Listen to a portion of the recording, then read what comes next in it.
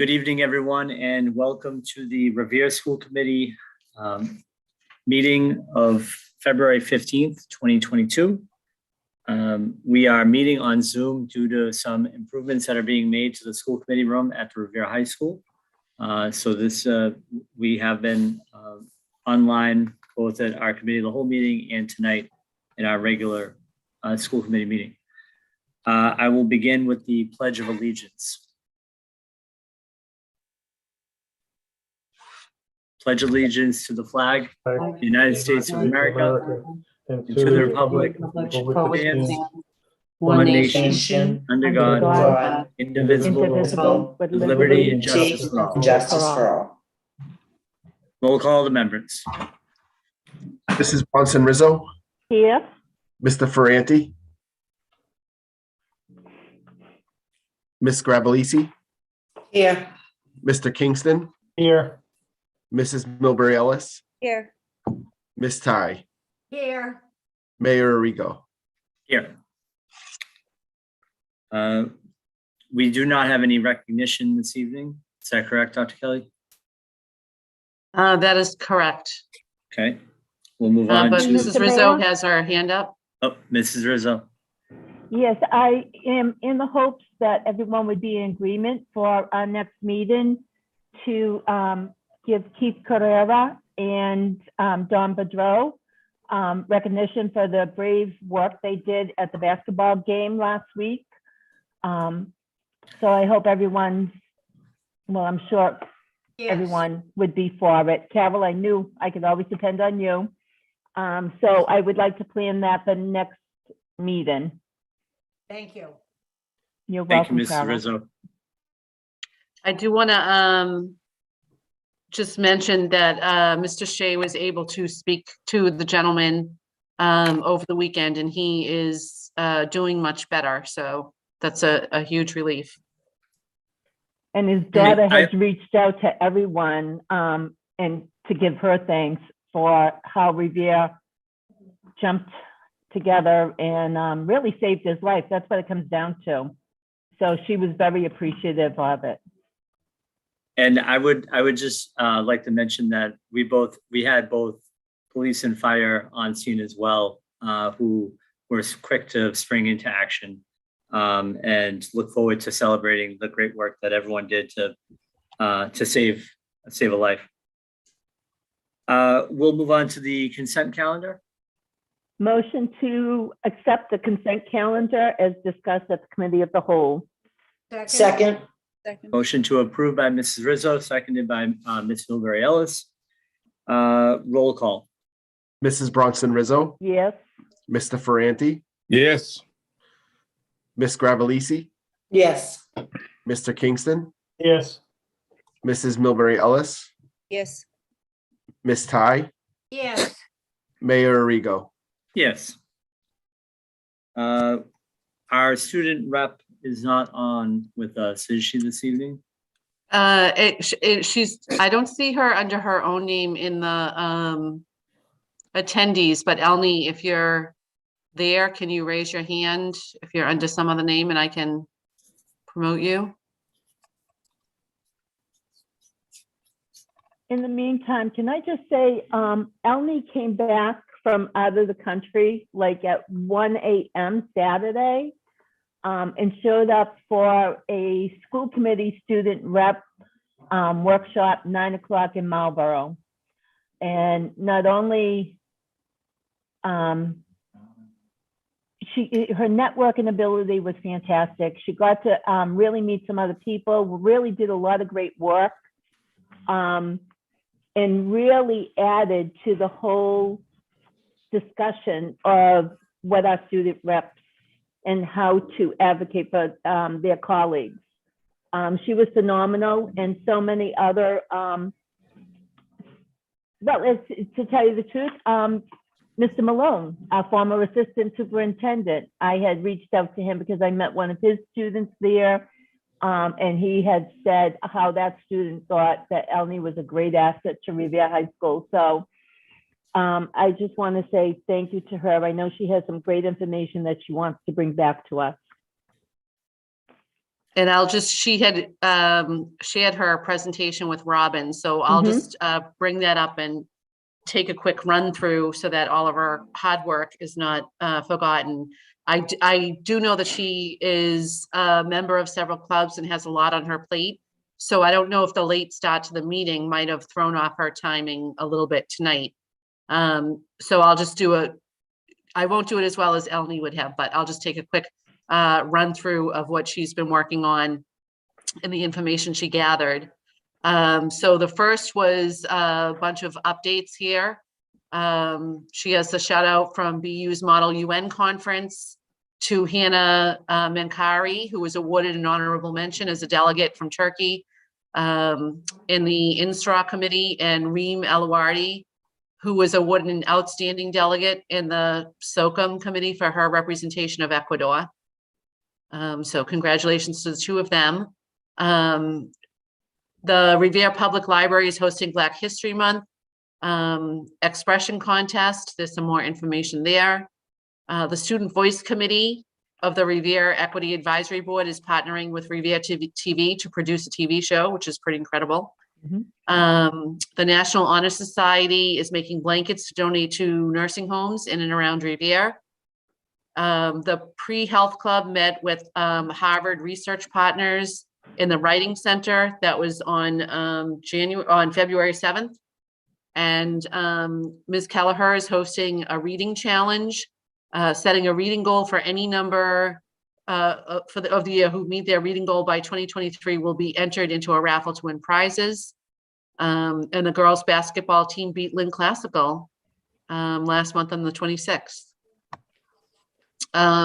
There's an update from the Feminist Empowerment Movement Club and what they've been doing around red flags hosted by Respond Inc. and domestic violence prevention.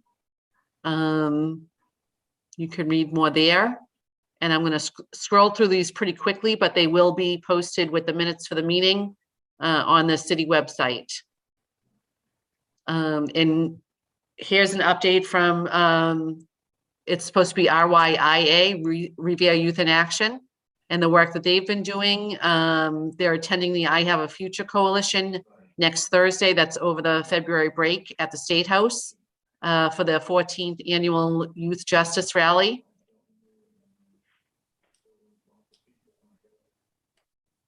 The Power of No is inviting guests to show students multiple career paths for college prep support. They're also developing curriculum on social and emotional development. And the students are doing 20 hours of community service. The Honor Society is holding a drive for stuffed animals, which will be donated to children in local hospitals. New or gently used donations can be sent to room 105 at the high school. Some prize money there. The Outdoors Club, in the past, they've gone on hikes about once every month or every 2 weeks on the weekends. They've also gone climbing a few times. Trips and activities for this year include Mill Creek Riverwalk, the Breakheart Reservation, a hike there, pick up Frisbee and soccer games, and a movie night. And any students who are interested in joining any of these clubs can reach out to their guidance counselor or their assistant principal for information on how to get more engaged. The students who are members of the Red Cross has made brochures that would be specifically sent to City Hall to inform Revere residents about the importance of fire safety and how to protect yourself from a fire. The Red Cross Club is hosting fire safety education classes during their advisories at the middle and the high schools. JROTC, the academics team attended a competition in New Bedford against several other communities. Our team placed first in the JV leadership, math and math varsity. They placed second for variety leadership.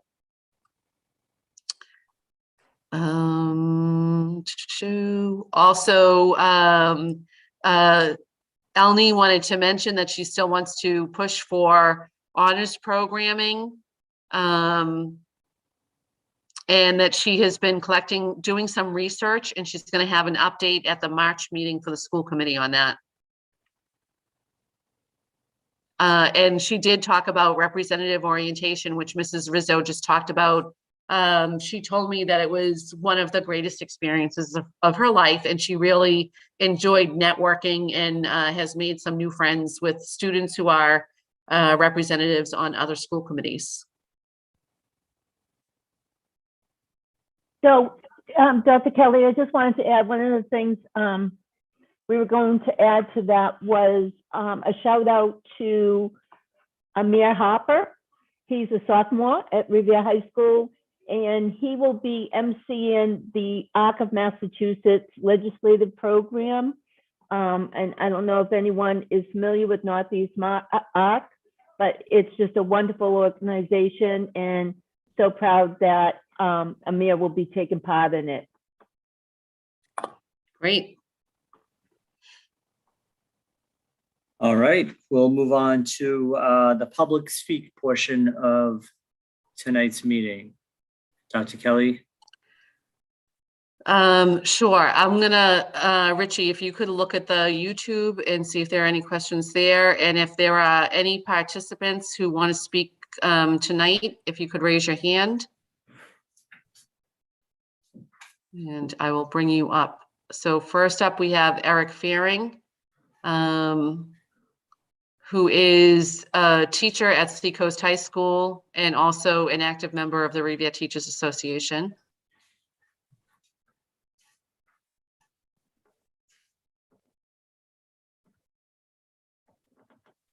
Hi, Eric. Hello. Thank you, Dr. Kelly. Thank you, everybody. My name is Eric Fearing. I heard Diane introduce me to some extent. I'll be here later as Seacoast teacher, but the Revere Teachers Association President Gina Garrow couldn't make it and asked me to share some comments on the lifting of the mask mandate discussion tonight. So thank you for having me. The RTA did a quick poll of our membership over the weekend, and we're not surprised to see it come out about 51.5% to 48.5% in favor of keeping the mandate. So basically a split decision there. It's a tough one. Some concerns came up at an executive board meeting yesterday about whether teachers would be expected to enforce mask wearing for students who were coming back from an illness or whose parents wanted masks on. We just don't think that that's feasible. It's going to be the honor system on our students. If they don't have to all wear masks, we can't know who's supposed to be a mask kid and who's not with any reliability. So we ask you to keep that in mind as you consider your decision. And also, the day after February break does not seem like the time to make that change to us. A lot of students travel likely to places that are a lower vaccine concentration than around here. They will have missed a week of pool testing. It seems like a delay a week or two, as many neighboring communities have already done, would be prudent, but we're certainly not opposed to removal of the mask mandate, not taking a position on it overall, and wanted to let you know that. Thank you very much. Thanks, Eric. We'll see you in a little bit for. You bet. I hope it's soon. Yes, I do too. Next, I'm going to bring up Ralph DeChico, who is a parent of students in the Revere Public Schools and a community member.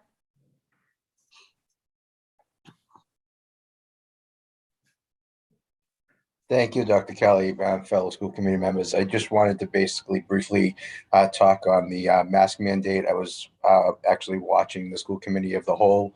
I watched the whole presentation of Dr. Kong and Dr. Lauren Buck, and as they clearly stated that both drafts need to be in the correct zone for 2 weeks, and it clearly shows that one of them is not. I really think it was poor judgment by DESE to put this onto the schools and the communities for a date of the 28th, which is a day after school vacation, which is clearly not a great decision. I do not see the mask mandates coming off at that time. I also don't agree with the decision to make a decision on March 1st, because that is still way too soon, because students are still coming back, and you have cases do not come to fruition for at least 5 days after positive cases can come out. So if you have kids in school without masks on the 29th, your tendency of spreading that to more students in the schools greatly increases. Also, to the fact that, is there any case studies that masks don't do the job in schools? Point in cases, the masks have to be doing something, because we don't have a big outbreak with cases in the schools, regardless if it's the air quality, regardless of any other overlying factors in the schools. It's the masks that are stopping the spread in the school, because if you have students in there that are positive, because the other students that have masks on, you don't have to quarantine as many kids. Kids are not missing school. I highly recommend that you don't make a decision tonight, and you don't make a decision on March 1st. DESE should have never put this on you to have to make this decision. It was very poor judgment on them. Sometimes I don't know where the common sense is on decisions they make. It shouldn't have been done. Just as before, I seen in the chats and on the YouTube, parents are already saying, okay, March 28th, it looks like masks are coming off.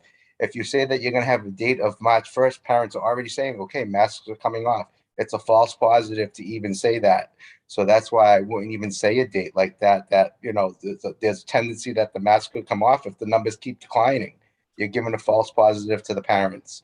So I would keep that in mind, and I would just say status quo as it is right now, and I would do it at your next scheduled meeting, and then go from there. Thank you. Ralph, can you just give your address to the record? Sorry about 49 that. Yeah, sorry about that. 49 Washington Street. Thank you. Okay. And I'm going to bring up Alexandra now.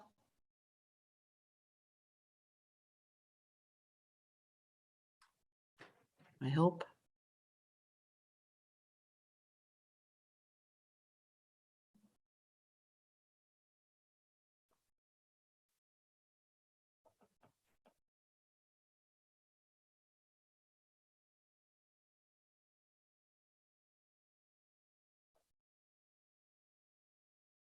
Can you hear me? Yes, we can. Oh, hi, how are you? Good. How you doing? I'm good. I just wanted to say that I have a child in the preschool center and in kindergarten.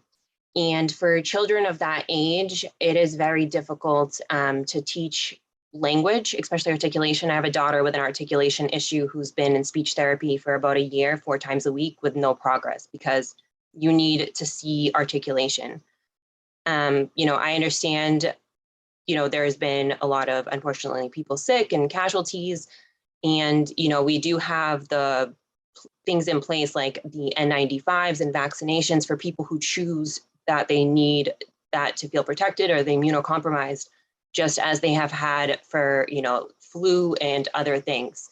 If you want to make a thing where, at a certain level, things go back, but we have to give these kids some normalcy. The CDC recommends all adults to be vaccinated at all times too, but we allow that choice for ourselves in the community. I mean, children need to have some decent, like some normalcy. These kids, some kindergarten, have never experienced normalcy at all. And for that young of an age group, it's really difficult for them to, just to be normal. And also just the social emotional development. I know people say it's the parents' anxiety. When you have children with sensory issues and speech delays, it's really difficult and frustrating to hear something like that. So I don't think it's fair, because you don't know a child with sensory issues who it may bother on the mouth, or they chew a mask. So, just so everyone knows. Thank you. Thank you, Alexandra. Can you also give your address for the record? Sorry. Or 106 Endicott Ave. Thank you. Welcome. Okay, I'm going to bring up Maria.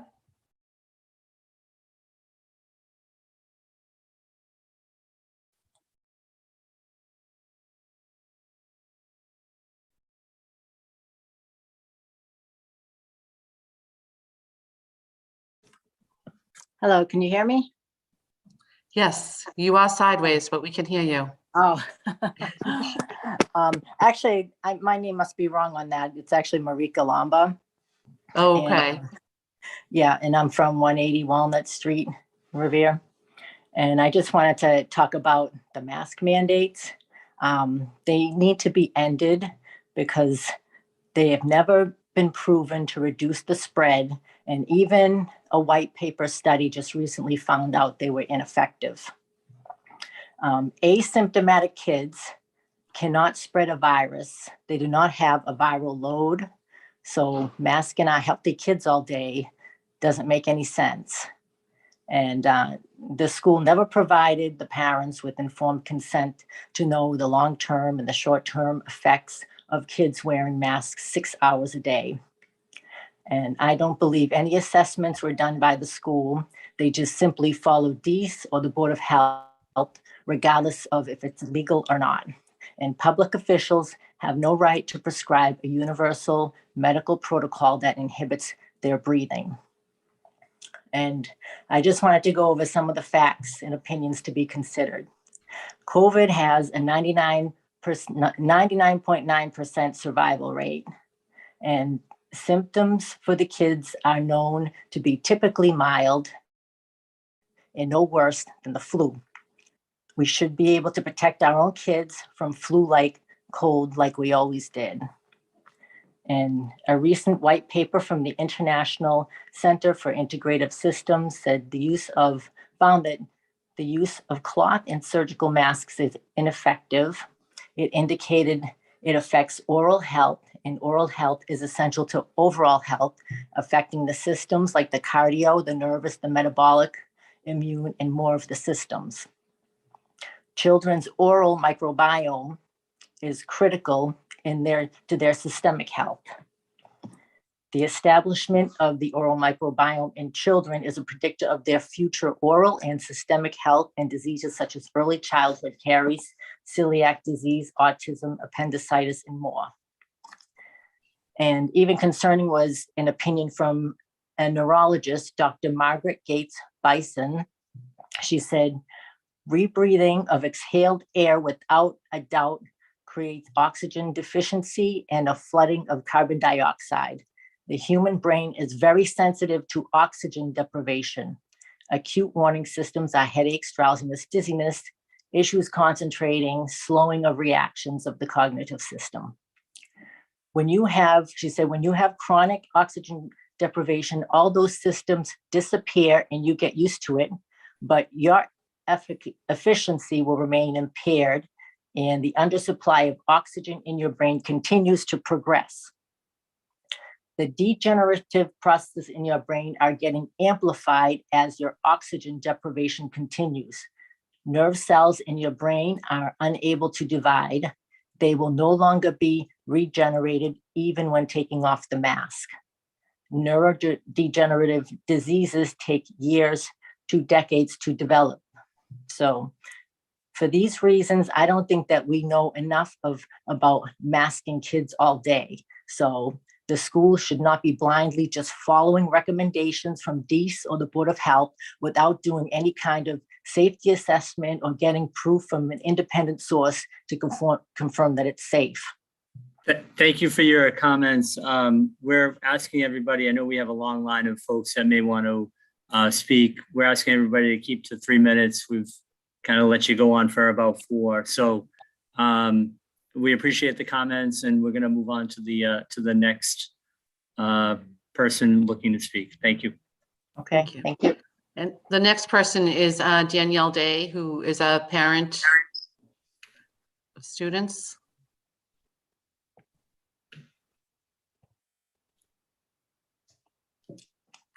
Hi. And Danielle, before you speak, just a reminder, we're limiting everybody to 3 minutes. I'll make it quick. We typically do, and name and address for the record. Thank you. Danielle Day, 8 Elwood Place.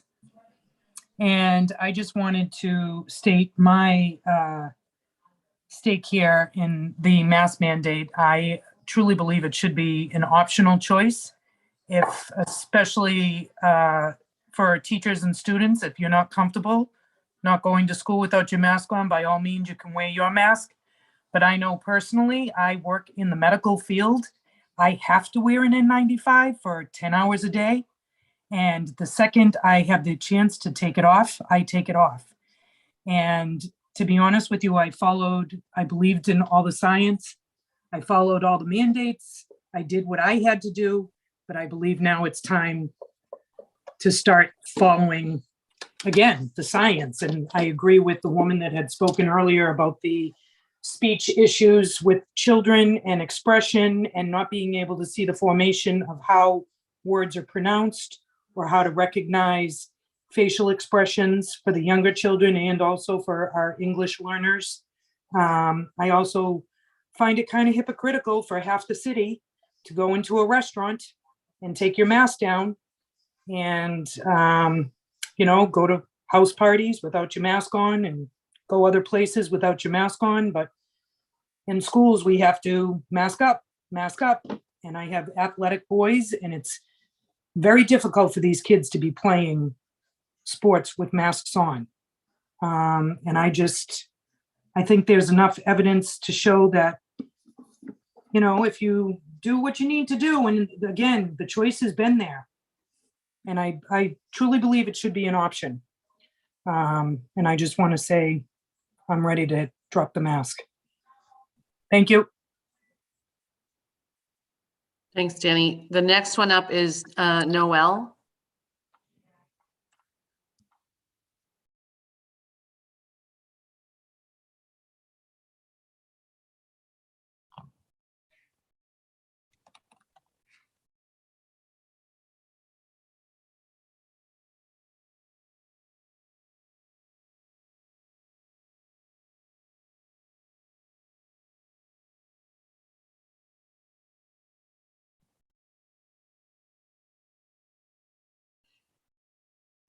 Hi, can you hear me?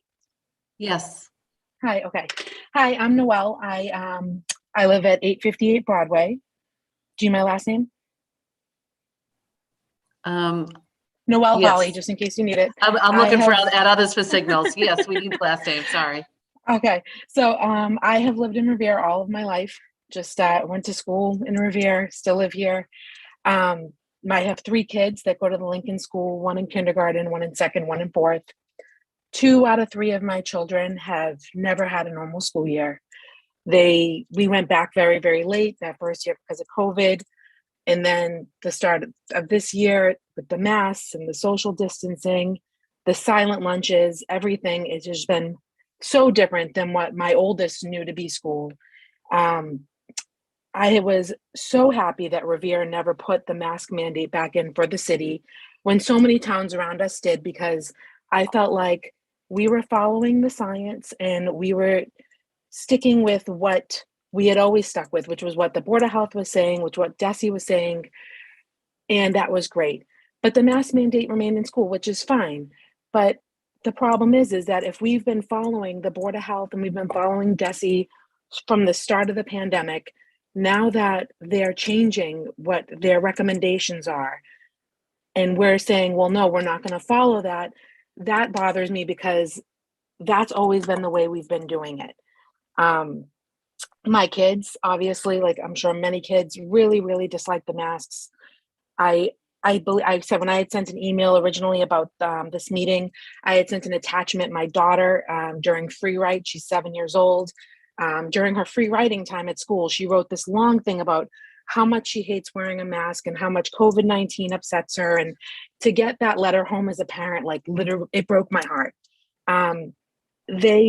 It's taking a mental toll on them that I don't think anybody is even recognizing or speaking about.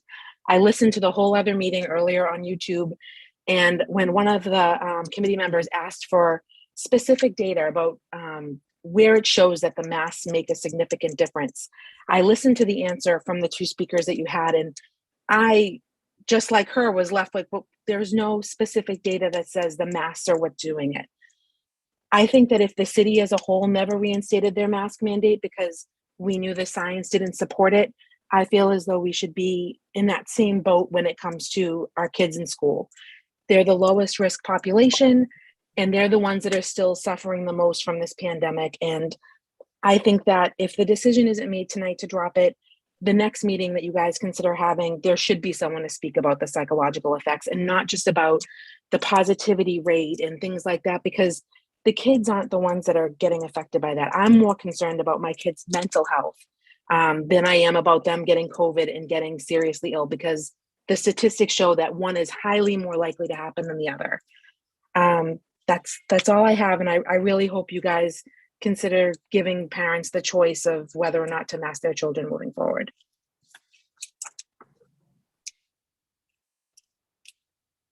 Thank you, Noel.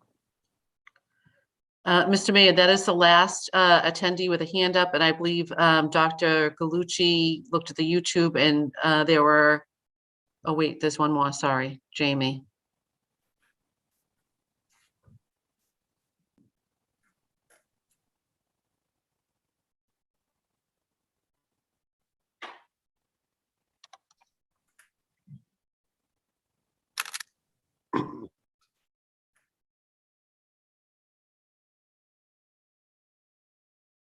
Unmute. Hello? Hi, Jamie. Hi. And this is me and my daughter Sloan, who's in kindergarten at the Lincoln School. Hi, Sloan. Hi. She's 5. We're at 102 Rumney Road. And I want you to tell these people how you feel about wearing the mask in school. I don't like wearing the mask because I can't breathe in them, and I don't know why. I hate it. Do you think people should be able to wear it if they want, and then if they don't want? Yes. That's all. Okay, thank you, Sloan. That's very helpful. Thank you. Thank you. Dr. Kelly, the one comment from YouTube just simply said unmask the children, so is in favor Okay. of no masks. Thank you.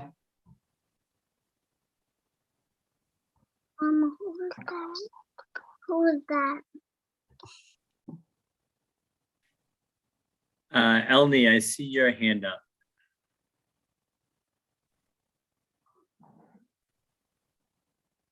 Yes, let's say hello to Elney, who we. I think unless Elney's she- frozen. She might be frozen. Oh, Can anyone hear me? now we can. Yep. Okay, yeah, thank you. Sorry. Okay, so I just want to give my opinion real quickly on this. So I just did some quick research while everybody was talking, and I found from a website, PNAS, so the Proceeding of National Academy of Scientists, which is an authoritative source of high impact interpersonal research. It stated that the predominance of evidence indicated that mask wearing reduced the transmissibility per contact by reducing transmission of infected respiratory particles in both laboratory and clinical contexts. A study looked at the reduction of secondary transmission of COVID in Beijing's household by face mask use, and it found that face masks were 79% effective in preventing transmission. I believe if we're going to delve into mental health and talk about that, I can assure you, as the representative who is constantly hearing the students in school, they are saying how much they are frightened about the idea of not wearing masks because they are afraid of spreading the virus to a family member who has a bad immune system. And many have stated that if we were to get rid of mask mandates, they prefer not going to school. And even if you were to state, in my opinion, that they weren't effective, the fact that we have a mask still gives us a sense of reassurance and safety. From my experience, I know that a student in my class had contacted COVID, but because I had a mask and because we were safely distancing, I was never contacted with COVID-19 through my experiences and share experiences through my peers. I believe that we should keep the mask mandate.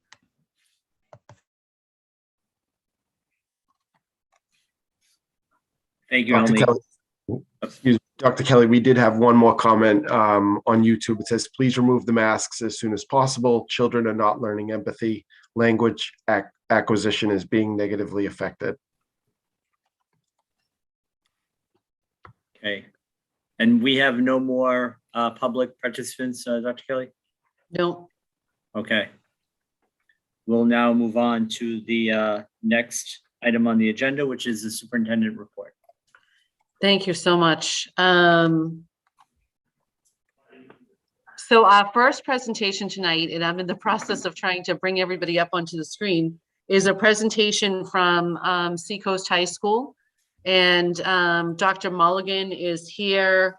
I'll let her introduce her team, who's also here with her, including several students. And they're going to talk about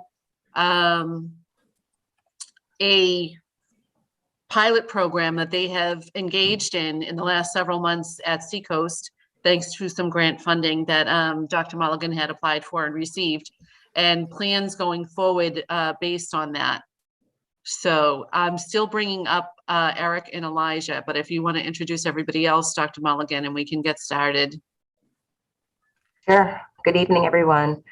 Tonight I'm going to be presenting with Dr. Sarah Cherry Rice, Eric Fearing, math teacher at Seacoast, 4 students. They have Alice, Elijah, James, and John Carlos. John Carlos's mom, Raina, may be with him as well. And then I'm going to get started. I think almost everybody is here except Sarah, but I'll start. So I hope you all had a chance to look at the documents that I sent you. Tonight's presentation is going to be a 2-part presentation. The first part, like Dr. Kelly said, is going to talk about the pilot that we're doing this spring. And the second part is information that came to us after starting the pilot so far. So this year, we started off very strong in September. Typical, kids come back after the summer, they're excited to be back at school. So we were seeing an uptick in attendance, which, you know, for Seacoast is always a challenge. Probably around October, November, we started falling into the same patterns that we have had in the past at Seacoast. We've done a lot as a staff to really try and get kids into school. On average, we're making 72 phone calls home every single week. That's phone calls, that's texts, that's emails. We're doing everything. And even with all of that outreach, we're still in the same spot. So probably around November, Dr. Kelly and I had a conversation just about Seacoast and where we were going. And I was concerned, just like this last few minutes in this conversation, we have pandemic fatigue, we have the attendance issue, we have staff that's a little beaten up right now, we have students that are tired. But I've never, ever questioned that my students had the ability to really excel in school. I just couldn't see what the recipe was to make that happen. So Dr. Kelly and I spoke, and at the time, we kind of floated some ideas, but there was nothing tangible in that moment. This was probably around the same time that I was applying for the Mass 324 grant from DESE. That grant is specifically focused on engagement. So that's great for us. When we applied, Stacy Labodi and I did it together, and it was rejected. And I was bummed because I couldn't understand why. And I had a chance to talk with the woman that handles the grants at DESE, and she just said, you know, Stace, you seem to be on the same thing. Why don't you keep calling, call some other alternative schools, look out into the community and see what you can find. So I did. And in all of my phone calls, I was connected with Sarah Cherry Rice, Dr. Sarah Cherry Rice. She is the founder of Digital Ready. So we had a conversation in December about partnering, and right around the beginning of January, Digital Ready came into Seacoast to meet the kids. And it was honestly like an overnight shift in our school community. If you can picture kids that have just been so just disengaged from school, not coming regularly, just walking with their head down in class. It just was honestly like a 180. Kids were totally excited to go to Digital Ready. They were showing up on time. And you guys know, you get our attendance reports pretty often. We have had months in 40%. And since we've been at Digital Ready, the days that the kids are going there, it's between 90 to 100% attendance for those days that they're at Digital Ready, for those students. We're piloting it now with about 20 students. So it really, I mean, it warmed my heart more than anything just to see the kids happy and coming to school, coming on time, just engaging in a different way than they had been doing. Just to give you a quick background about what happens at Digital Ready. Digital Ready is a nonprofit that brings together industry, higher ed, and high school. And what it does, instead of going to high school, then going to higher ed, then going into industry, it kind of just blurs the lines between all three, so you can be engaged in all three at the exact same time. So what happens is my kids go to UMass Amherst campus twice a week. UMass Amherst purchased Mount Ida and Newton, so they're not going all the way to Amherst. But they take the train. They're working in these labs called innovation labs. They are working in artificial intelligence, virtual reality, game design. So students that were deemed as academically unsuccessful are now dually enrolled in college, showing up every day, happy coming to school, enrolled in a computer science AP course, and really showing that they were never the problem. So it's been really amazing watching that happen. So what I'm going to do now is I'm going to turn it over to some of the kids just so you can hear about their experience, about what they've experienced so far at Digital Ready. So I'll start with James right now. And Dr. Mulligan, do you want me to pull up the presentation or no? I do. Please. Okay. And James, once the presentation's up, I'm just going to show them. It's a couple of quick pictures from it. If you scroll, Diane, if you scroll all the way to the top, like the very first page, and click on that link at the very bottom, right there.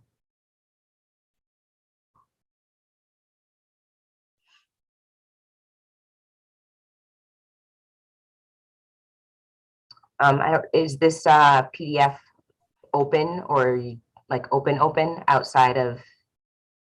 I don't know. How would I know that? I can send it to you over email if not. Let me. Oh my God, my battery's about to die. Hold on.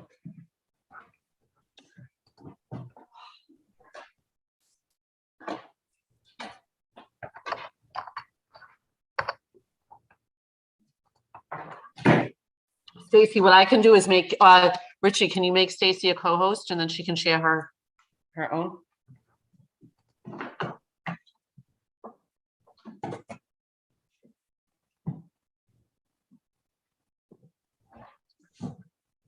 It's not giving me that option, Dr. Kelly. Okay, let me see here.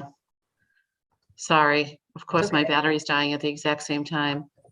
So I'm just forwarding you the email right now.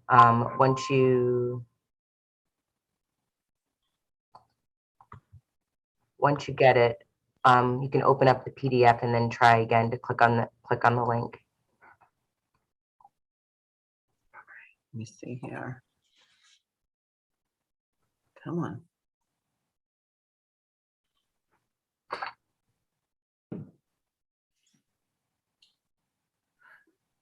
All right, let me try and do it this way. Oh, why is it not showing me? Yeah.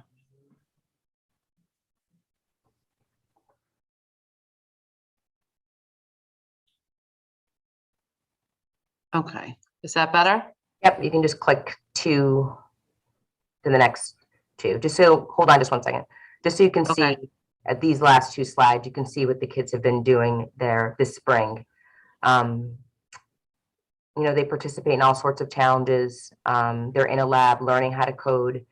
I think this was from their very first day, which was really nice. You know, when I got the report from Digital Ready, they said that usually kids take a minute to kind of get settled and they're on their phones and they're not totally comfortable. But when our kids showed up, they just dove right in and never once had to be redirected. They were just so excited to be there and be a part of something exciting for them. You can move to the next slide, Dane. This is another picture. This is picture on the right. This was one of their first industry visits. They met a chef who was a former engineer who I believe used 3D printing to start creating molds for his pastries over here on the right. So the kids are actually looking at it. And it's great because it shows, you don't have to necessarily have this heavy technology background. You can create any pathway that you want.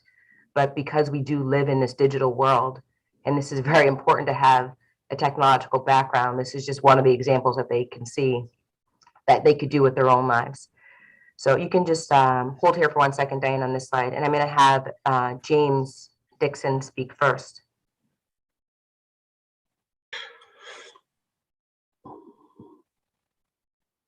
Are you there, James? Yeah, hi. You can hear me, right? Yes. All right. Hi, my name is James Dixon. I am a senior at Seacoast High School, and I would like to tell you about my experience at Seacoast and how it has changed my perspective on school. When I first found out I was being sent to Seacoast during my freshman year, I was scared because of the reputation that Seacoast had. I heard that only bad kids went there, but I didn't think I was a bad kid. At first, I didn't like being here because eventually I made friends and realized it was a better fit for me. I didn't feel overwhelmed with schoolwork, and I felt like I was more connected with students and teachers. Ever since I started Digital Ready, I have been motivated to show up to school on time. And it has also made me want to pursue better things in life because of how I saw how college life was. I've always been interested in the courses that Digital Ready has, like AR and VR, but I didn't think it was possible to take those classes in high school. I am grateful for this opportunity, and I'm going to do everything in my power to continue on the path that I am on. Thank you, James. Is Alice there? Yeah, miss.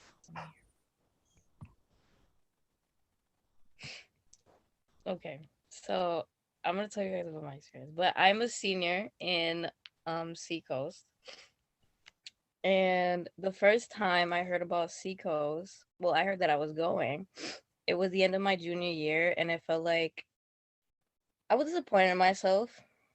I felt like I didn't really have a choice, even though Dr. Mulligan was clear that I did. But it felt like I couldn't make it in RHS, so it was like my only option. My mom, she was super sad. She was crying and she just thought I wasn't going to graduate.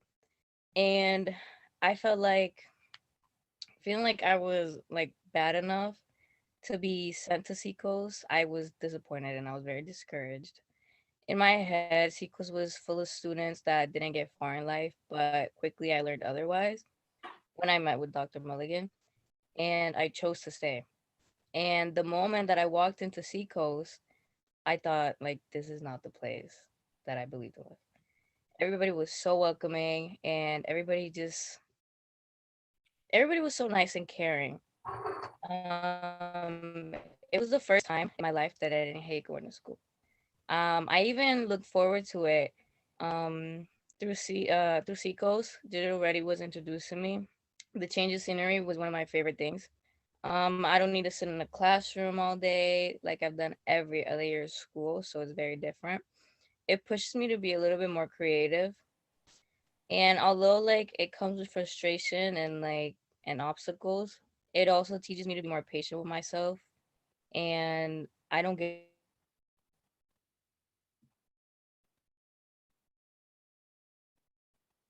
We lost your audio, Alice.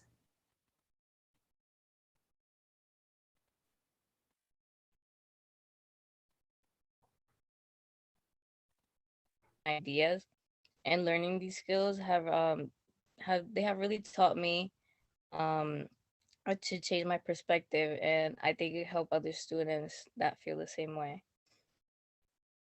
Thank you. Is Elijah there? Hey, can you hear me? I can hear you.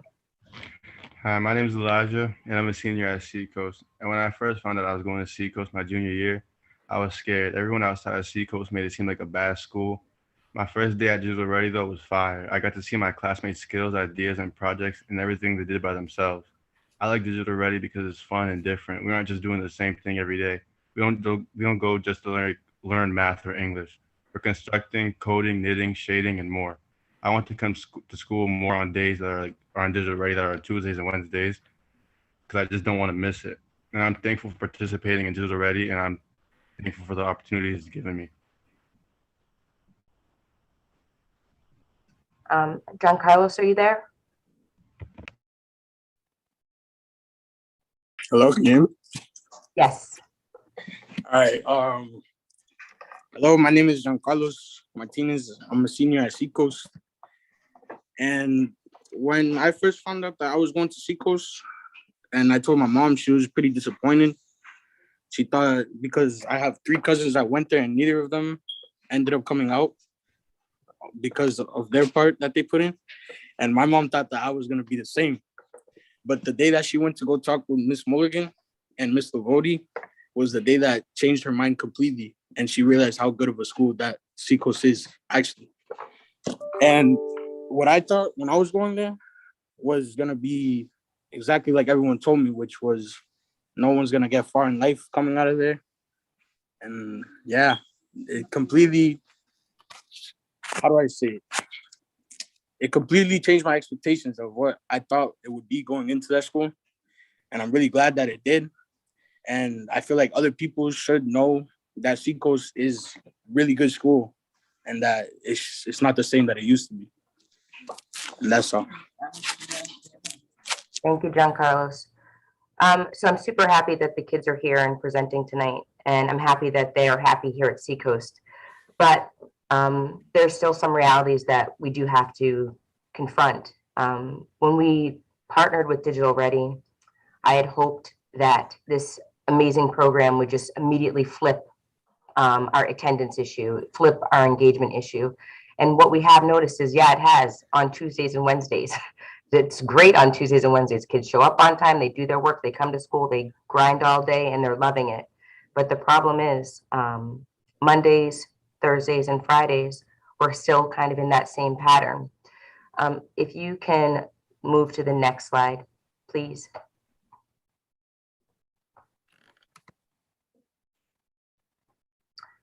So this is our challenge. We have a 17% graduation rate. Only 5% of our students attend college. We still have a 41% dropout rate. And we just linger around the 60% daily attendance. And this is not the digital ready days. This is just the average day. So Seacoast has been around for 25 years. And I'm sure when Seacoast was created, it was for whatever reason, but things have definitely changed. And it's time to move our school in the way the world has changed. Our students are not the same students that were initially here. We respond to trauma differently. We respond to learning disabilities differently. We engage our students differently. So our school needs to move with all of the changes that we've made in education. You can move to the next slide.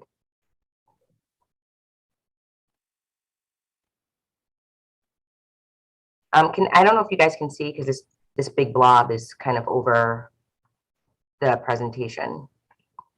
Can you guys see the blob or can you see the presentation? Oh, there we go. So You want me to go back one? You can go back one, sure. Okay. I think the big blob was, I was trying to see you guys at the same time as the presentation. So sorry about that. That's okay. So these the next 4 or 5 slides are just quotes from some of the kids over the last few years, probably last 20 years, you know. The first ones, I felt like Revere High just threw us away. You can just click right through, Diane. I felt separated from everyone else, that Seacoast was a bad school for bad kids. I felt like I was put in a box and had no options. I was threatened by my principal that I would be sent to Seacoast if I didn't behave. I was disappointed in myself. I wasn't good enough to be at RHS. My mom was crying and she was devastated.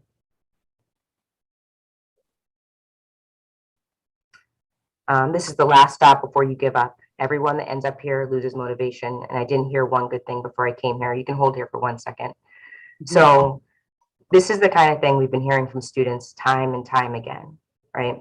Now we know, based on what I have witnessed in this short time since the end of December, we know it's not the kids. The kids are very capable of doing the work. They should never ever feel like they've been thrown out. And if they are presented with the opportunity, they will show up and they will rise to the occasion. So you can click on the next slide.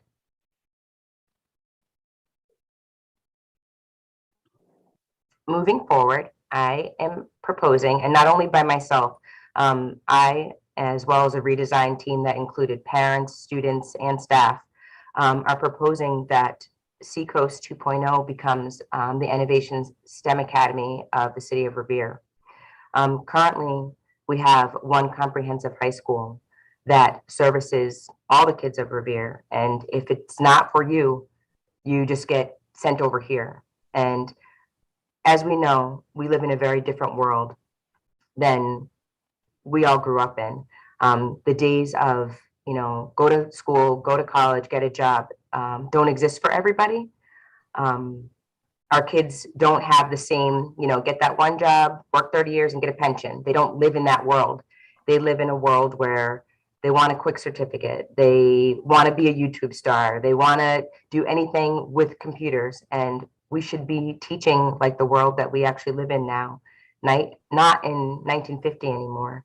So I'm proposing that Seacoast become a STEM innovation school. And I'm going to have, you can move to the next slide.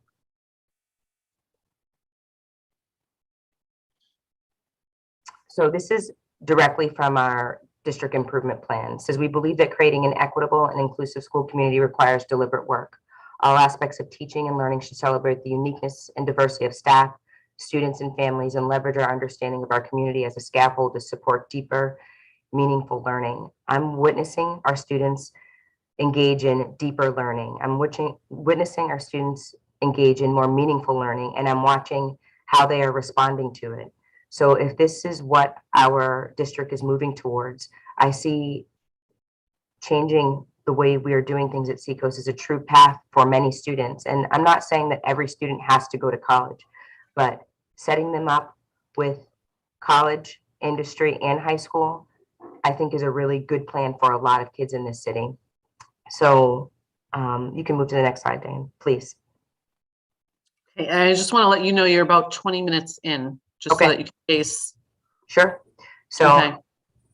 I'm going to have Dr. Sarah Cherry Rice speak now. She is the partner from Digital Ready that we recently just connected with. And I'm going to have her share some of the things that are going on at Digital Ready. But as I said before, I'm proposing that Seacoast become an early college high school that allows students to explore purpose and passions and design their own pathway in this economic economy in mass. So Sarah, if you're there, you can speak now, please. Thanks, Stacy. So I've had the pleasure of meeting with Dr. Mulligan and the design team, which she said includes students and family members, teachers, and folks from across the school. If you could just go to the next slide, who have really kind of rallied around this vision of what a Seacoast 2.0 graduate can look like. As we're seeing in the greater Boston area, a high school diploma is great. But what has even more currency for our students here in Revere are early college credits. So through this new STEM Innovation Academy, students would be able to earn up to 30 no-cost early college credits. And in addition, start to think about those in-demand industry credentials that can lead to internships, apprenticeships, and then moving right into a career right after high school. So we're really looking at designing a school where the students would get all three of these things as they graduate and head out into the future of work. Go to the next slide there. And this is particularly important. I know you guys have seen Massachusetts economy is booming here in the greater Boston area, but many groups are still underrepresented, especially in STEM fields. And in particular, we focus on fields such as architecture and construction technology, engineering, computer science, robotics, advanced manufacturing, where women only represent 33% in these jobs. 7% are Latinx, and then 5% are Black. And then one more slide there. And this is really important because jobs are changing. No longer can you really use a high school diploma to get a job in the future. These jobs require new skills, and a lot of them are technical skills or digital skills. As we look at industries, we really don't see an industry that's not being touched by technology. Everything from education, the industry that we're in, to healthcare, to manufacturing. All the jobs now require these new digital skills. And there is right now a disconnect between the jobs that are out there and how we are thinking about giving students these skills. So there's a mismatch between the supply and the demand. So one of the pillars as we move into this new academy is to really ensure like all students have computer science, which is a foundational skill for so many jobs and will open so many doors for students. And I want to turn it over to Eric on the team, who's had an opportunity to head out across the country and look outside of Massachusetts and really see what other states and other high schools are doing out there, and provide some inspiration for the team and for this model. Thank you. I know those who've been on the committee for a few years know that the reason things like that statement that got quoted from the district improvement plan are here is because of a lot of work that I've done with Diane in exploring deeper learning with a team from Harvard and across the country. We've been out to see Oakland High School out in Oakland, where they're building tight communities with their restorative justice practices and creating pathways for all of their students that lead them to that sort of vision of life beyond high school. We need to do that here. We've been to Burlington, Vermont to see Burlington High School's City and Lake semester, where the kids are getting out of the building and like exploring the community around Lake Champlain and in that vibrant city. We need to do stuff like that here. Deeper learning is all about mastery, creativity, and identity. And you can see all of those elements in what's happening at Digital Ready, and we want to catch that for everything that's going on at Seacoast. We need a very different program so that it's not just the high school curriculum with smaller classes. Let all these kids buy in and see themselves take on a new identity as this innovator, this person who's coding to create music that they like, and not somebody who's struggling through to get a high school diploma, but somebody who can leave high school with a diploma and a technical certificate and some college credits so they know they can do that work. Seeing students I've had earlier this year just all hyped up about being UMass Amherst students now and coming here to talk to you tonight is just really inspiring. And I hope you'll support us in building a radically different Seacoast, where we can center that student experience and become a laboratory for new practices in the city and frankly the country, because of the connections that Diane's still got with a lot of these other schools. So thanks. Thank you, Eric. So thank you for listening to our presentation tonight. I am preparing to deliver a prospectus to you all on March 8th, hoping that you will support our vision, proposing that we are no longer going to do business as usual at Seacoast. We want a school where we are preparing our students to be innovators in the city of Revere and beyond. And I hope that we get your support. And if you guys have any questions, this is a great time right now. Thank you, Dr. Mulligan. Tremendous work. Any members have any questions or comments? Mrs. Rizzo? Not really any questions. I just, as I read the PowerPoint presentation previously, I was just so excited to hear the presentation live. So I think it is really going to be, I don't know, I just see Seacoast becoming something that I think a lot of us wanted to see a while ago. And to James, Alice, Elijah, and Giancarlo, Amazing. I am just so proud of you and so sad that this is the stigma that Seacoast has, because you're proven that's not what it's about. It's a community, and not everyone learns the same way. But you are remarkable in your own way. I just can't wait to see what you do. And I can't wait to come visit so you can show us more. Thank you, Mrs. Rizzo. Mr. Kingston. Really excited to see getting away from the status quo, so to speak. Sometimes I've gone down to visit Seacoast on business or whatever, to drop something or whatever. And, you know, I've seen not many students there, and it's a little discouraging. But I'm excited that they want to make some changes down there and do some different things. And I really think it's worth us doing. I don't think the model's working right now. I don't think the kids are excited about going to school. I agree with some of the comments, because I've heard those comments from said by others that some of the kids expressed. So I think it's great, and I give Dr. Mulligan a lot of credit for doing all the extra legwork to make all that happen, and also Mr. Fearing and others, I'm sure. I don't mean to single anyone out. I don't want to leave anyone out, but the group of people that are actually putting the effort, it's kind of easy just to show up and do status quo and just say, well, this is what we've got, and we'll just continue on for another 25 years. But for them to step outside the box and say, hey, we can make this better, I really applaud them, and I think it's great, and thank you for all your efforts. Thank you very much.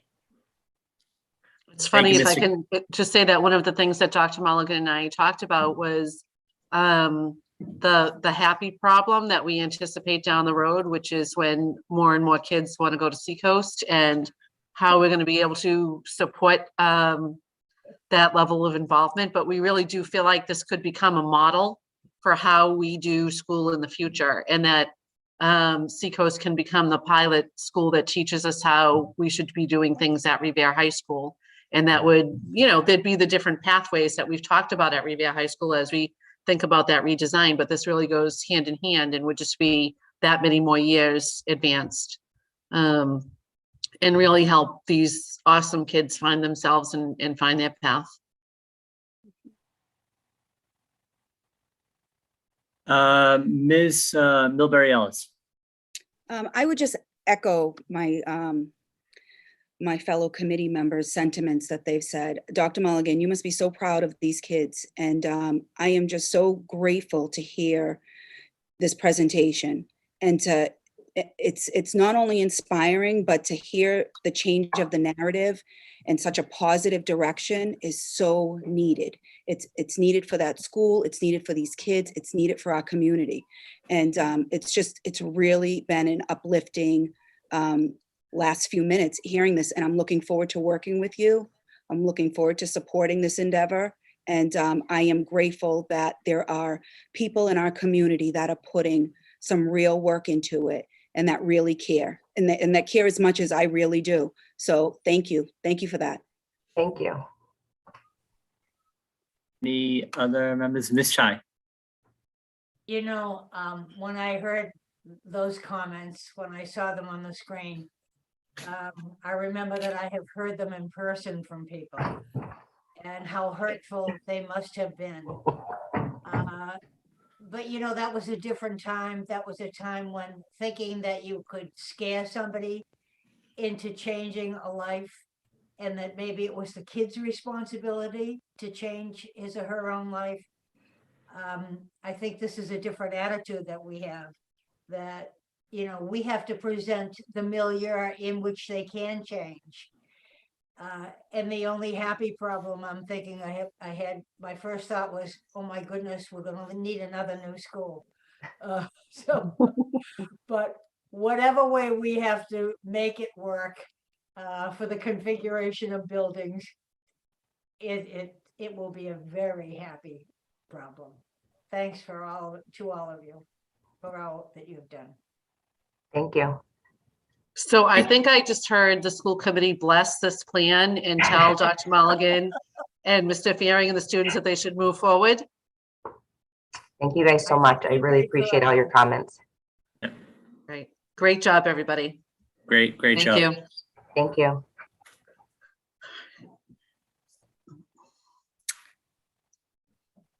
Okay, the next piece on the superintendent's report is the transportation from our the presentation from our colleagues in transportation. Which, let's just see here. I'm going to bring up Denise Senna, who is our Director of Transportation, and and Dave Patch. Okay.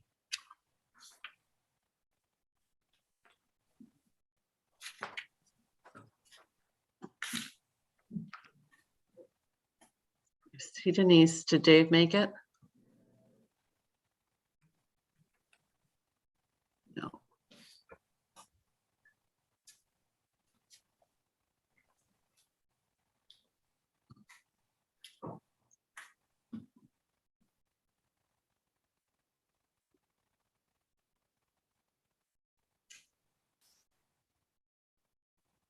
Richie, can you try promoting? Oh no, maybe, I don't know. Try promoting Dave. I bet he's under D Patch and I've tried 3 times. It's not coming up for some reason.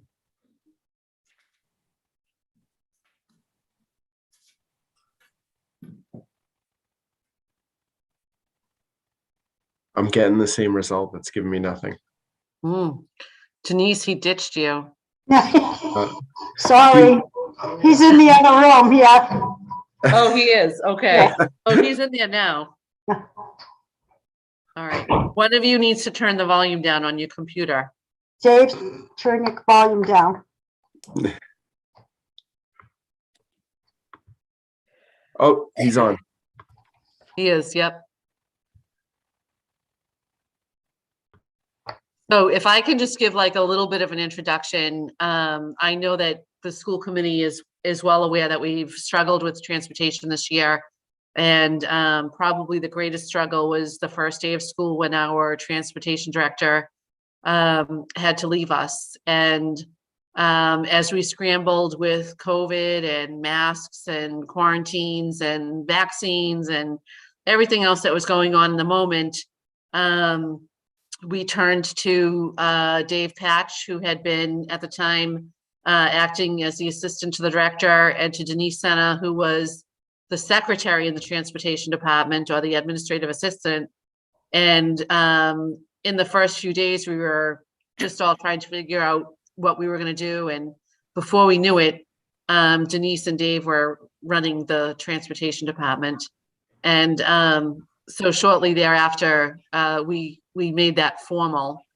And I just can't say enough about the great work that they've done. They really helped us through a very challenging period and kept things afloat. And since then, they've been looking at some previous transportation policies and practices and actually have some suggestions that we think are going to help further the transportation program even more. So I'll just leave it there with a huge thank you and turn it over to Denise and Dave, who are going to take us through this presentation. Thank you. Can you all hear me? We can. Okay. Well, thank you for inviting us tonight to show you what we've done and what we're looking forward to. Well, as you know, the budget for transportation is quite a large number. So I want to show you what we're doing and where we're going. Right now, any middle school student that lives a mile or greater from the school gets transportation. Any high school student that is 2 miles or greater gets transportation. And any elementary student that goes to the Paul Revere Lincoln or the AC Whalen that live in the extreme parts of the city, Oak Island, Pines, or North Revere, get transportation. Next slide, please, Richie. Oh, okay. We use 26 large buses for this, 2 Revere Public School buses and 24 Healy buses. And those 26 do a total of 5 elementary runs, 1 of a double run, 18 middle school runs, and 4 high school runs. Next slide, please. The special education transportation is a totally different animal. We have 143 special needs students that get transported to 37 schools outside the district. And we have 251 special needs students transported to 10 Revere schools. Part of what I would like to do is to reduce and streamline costs and improve efficiency throughout the department. Can we have slide 2, Richie? Thank you. So this is what our current year looks like. Revere has 6 vans we use, 2 small buses of our own. In addition to, we use a total of 6 vendors to supply 16 vans and 2 small buses with an annual cost of $1,656,000 annually. What we want to do is next year, we're still going to use our 6 vans and 2 small buses, but we're proposing to go out to vendors for 8 small buses at a potential cost of $736,000 annually. Prices will vary, but you can see the difference in the cost. Next slide, please. So the benefits of this in our district is the vans only have a capacity to hold 5 to 7 students, where a small bus holds up 17 plus students. And the cost of a small bus is relatively equal to the cost of a van. Hard to believe, huh? Reducing the number of vehicles and drivers needed, it will fulfill our obligation. It will decrease traffic and congestion at each school and across the city, provide us with a fixed cost for 3 years, helping our budget reduce the cost by almost $900,000. And the less vendors to supervise and improve communication between the vendors and the districts. Next slide, please, Richie. Okay, we also have some other cost savings measures that we'd like to talk about. We have a bus 11. It's the oldest in the fleet.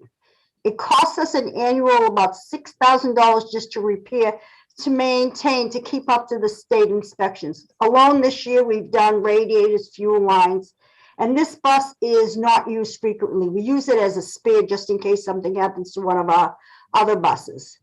And van 5 is the oldest in our fleet. It's 10 years old. It's an older model, has a manual door. The wheelchair lift repeatedly needs to be fixed because it's on the passenger side and often gets damaged. Where the newer models, the lifter in the back, it's safer and more efficient to board. These are some of the costs that we can't control naturally, and some we hope to be able to. COVID made it difficult this past year. The biggest problem was not getting buses, but getting drivers. It's slowly changing. As always, I will continue to look for other areas to save as we go. Our priority is to continue to improve the scheduling and efficiency of the department and always accommodate any student who needs a ride with us. Now, Richie has some slides he'd like to show you. Hi, everyone. So one of the first items that Dave, Denise, and I discussed was improving our communication with families, not only for the unexpected events like a delayed bus or things along those lines, but also in terms of how we present the initial information to families about where their child gets the bus, where they get picked up, and when it arrives. And so typically in years past, this is what our bus route sheets have looked like for families. Anybody that's ever been a teacher, a parent, or involved in education in any way can recognize that this is a lot of text for families to digest. A lot of text. As a visual learner, this does not appeal to me. And so one of the things that Dave, Denise, and I have collaborated on with our director of communications, Ann Baltrunas, is creating an individualized sheet for each of these bus runs. And we worked with Ann over the past few weeks and developed a sample sheet for the school committee to preview that we hope will exist at the beginning of next school year for each and every bus run. And so we'd go from something that looks like this to something that's going to look like this. So this is an example sheet for the Paul Revere school run that goes down to the Point of Pines. And a few things that you'll see here is that there's the obvious visual of the school and the logo that really provides that intimacy with the family and the school in which their child attends. We have a visual map for families that outline the 8 bus stops in this route. And probably the most important aspect, and I have to recognize and thank Dave and Denise on this, is for the 8 stops, we have an estimated time of arrival for each stop. So under the previous route guidance, it would just say what time the bus departed for the 8 routes. And then it would become a bit of a guessing game for when it was going to arrive at stop 5, 6, 7, 8, and so forth.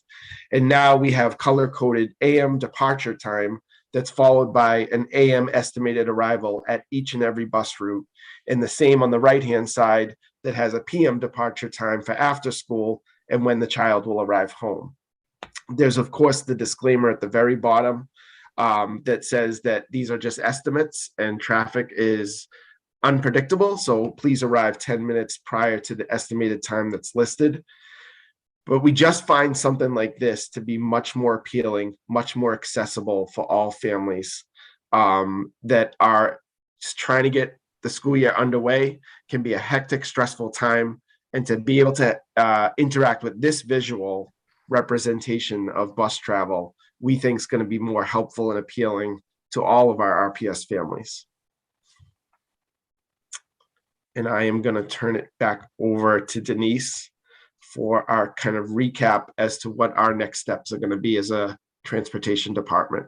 Well, it's to continually analyze the cost saving to improve efficiency without sacrificing the quality of the transportation. We're going to review current stops and routes to optimize the travel, potentially enabling runs between secondary and elementary schools. We're going to establish a RPS registration process in the spring prior to the fall. We're going to improve communication with the parents. We're going to improve bus stops, bus routes for the families, like you just saw. We're going to have Twitter account, and we have a Facebook account. And I've also currently hired a bilingual transportation administrative assistant, Kiko, and he speaks Spanish, and everybody who's called the office in the past 2 weeks is thrilled that they have someone here that can speak Spanish, that I don't have to get an interpreter. So I want to thank everybody for their assistance since I started, and we look forward to making this better department. Thank you.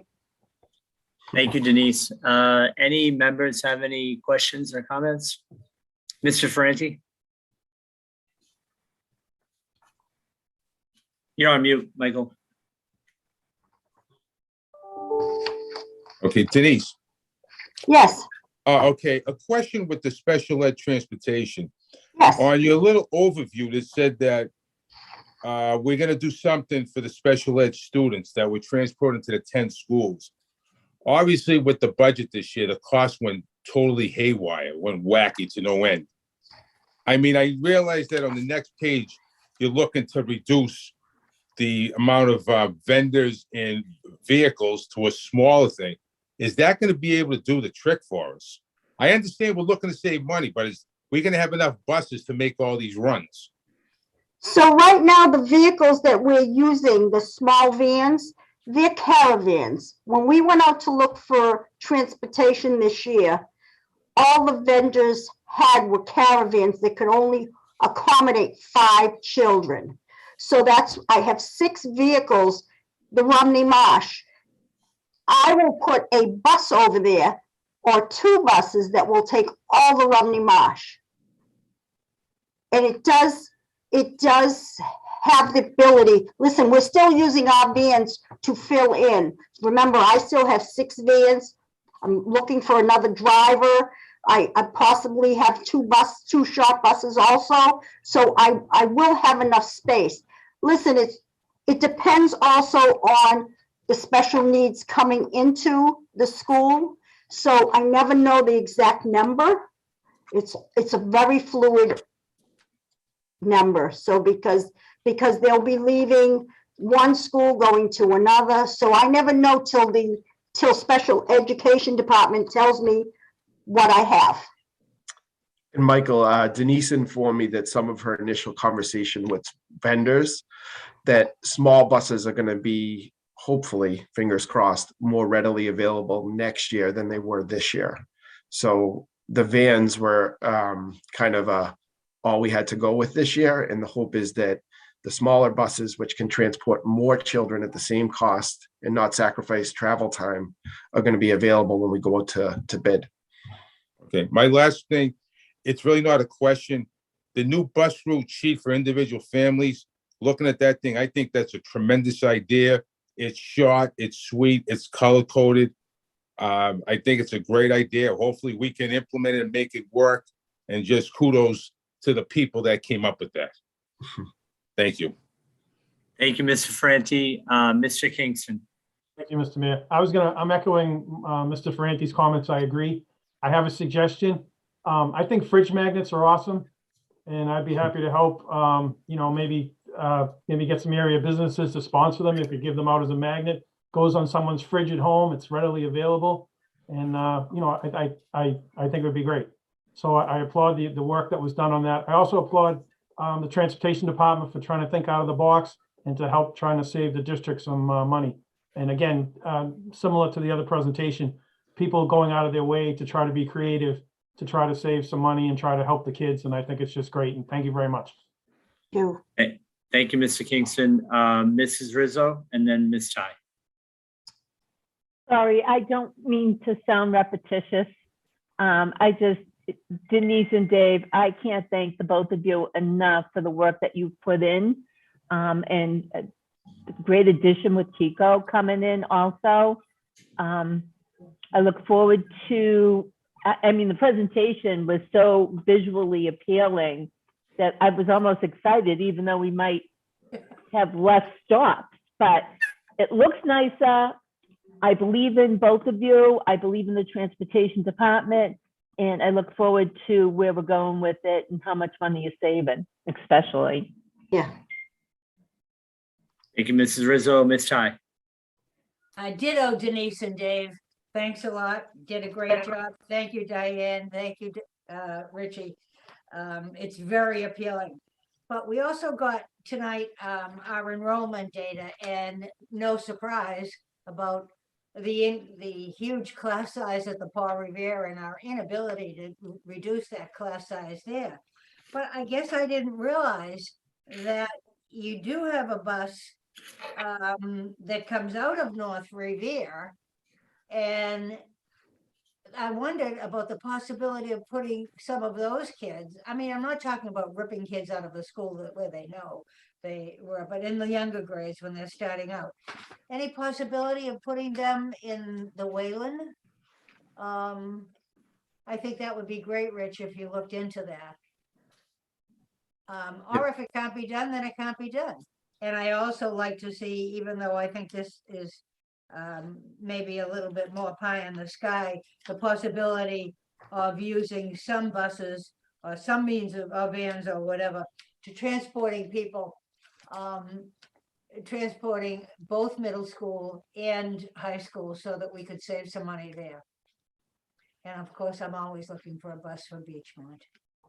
You mean put the middle school and high school kids on the same buses? Is that what you mean? No, use the same buses for them. At Oh, different- do the double run. Yeah. Realize how difficult that is, and the change in the times and so many other things too. But I was, it's on the paper as a sort of wish list, I guess. And I just thought I would certainly be willing to support that. Thank you. I had one clarifying question. I think that Denise alluded to bus 11 and van 5, the two older ones. Are we looking to replace those or do new leases, or? So we want to, we're going to need more vans than buses, because we see in the future that we're not going to get bus drivers. We are probably going to get van drivers. I have 2 in the works right now that are training. So we would like to get more vans. Right now, the Spear bus is not being used, and if we get rid of that bus altogether, we've put in the contract with Healy that if we need a spare bus, we can rent one for a day at the cost of what a bus is. That would be saving us space, and it would also save us money instead of and leasing another van that we don't really use. That's great. Great So idea. we put it in the contract when we go out to bid for the 24 buses that we're requiring for next year. Okay. Any other members have any questions or comments? Nope. Okay. Great work, Denise and Dave and Dr. Galucci. Thank you for having us. Thank you. And thanks for staying up so late when I told you this would be at like 6:30. I know, that's okay. Thank you. Good night. Thanks. you. So there's really only one more thing on the superintendent's list, but I do have a couple of other just quick items I want to mention. The last item listed on the agenda is middle school visits. And so we've been kind of deliberating and waiting for time to pass to figure out what that would look like. As you know, in the past, we've invited parents to come along with the students and visit those schools.